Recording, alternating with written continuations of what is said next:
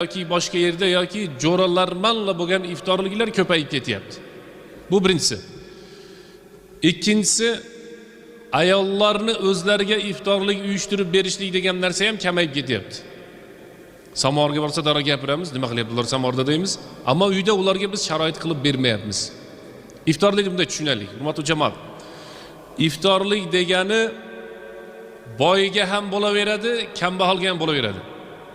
Zakot kambag'alga, faqirga, miskinga, qarzdorga, fi sabilillah, ibn sabil 8 toifani Alloh taolo sanadi. Zakot mumkin emas. Zakot masjidga ham mumkin emas. Masjidning qurilishiga juda zarur bo'lsa ham zakot mumkin emas. Zakotning o'zining haqdorlari bor.